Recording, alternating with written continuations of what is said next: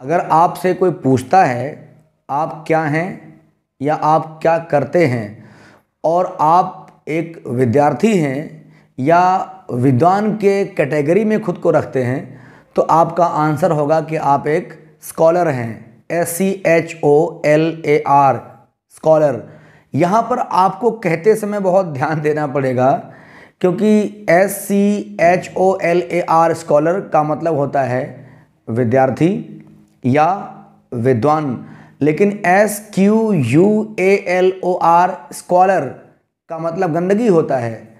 तो स्कॉलर और स्कॉलर में फ़र्क करना ज़रूरी है, वरना आप बताएंगे कुछ और, सुनने वाला कुछ और सुनेगा और आप हंसी का पात्र बन जाएंगे। इसलिए इंग्लिश को बोलते समय बहुत सावधान रहने की आवश्यकता है। साथियों, एक शब्द यूं कुछ देख लें। सिलेंडर आप सब जानते हैं, CYLINDER। सिलेंडर हमारे आपके घरों में होते हैं जिनको हम LPG सिलेंडर कहते हैं, गैस के सिलेंडर कहते हैं, या कोई और वस्तु जो बेलन के आकार की होती है, लुढ़क सकती है, उसको भी हम कहते हैं सिलेंडर। लेकिन मज़े की बात यह कि कहते समय क्या कहना है, सिलेंडर, न कि कुछ और।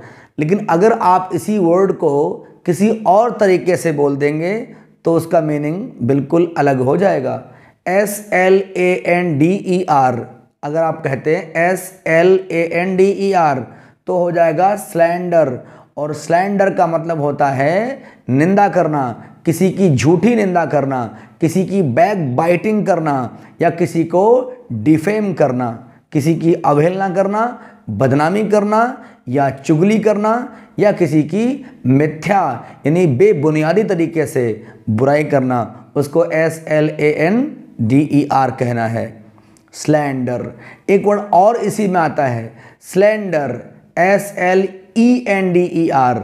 डिफरेंस ये है, SLANDER मतलब कि झूठ मूठ की निंदा, SLENDER स्लैंडर का मतलब होता है दुबला पतला, छरारा। जो आदमी या कोई भी व्यक्ति है जो बहुत मोटा नहीं है, बल्कि नहीं है, थुलथुल नहीं है, या बहुत स्टाउट नहीं है, छरारा है, दुबला पतला है, उसको SLENDER स्लेंडर कहेंगे।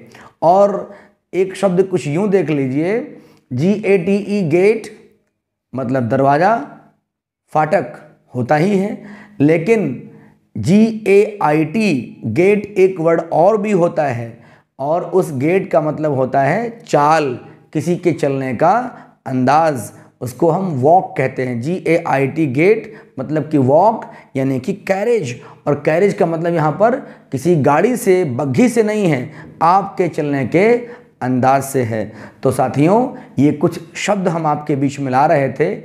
एक चीज़ और आपके में इसी में जोड़ देते हैं, जब आपसे कोई कहेगा स्कॉलर तो उसका अर्थ होता है डिसाइपल, DISCIPLE। इसको आप डिसिपल नहीं कहेंगे, डिसाइपल कहेंगे। और इस तरह से इन वर्ड्स को प्रैक्टिस कीजिए और अपने लेखन में, बोलचाल में ढाल लीजिए। जल्दी ही किसी और नई जानकारी के साथ मुलाकात करेंगे। बहुत बहुत धन्यवाद।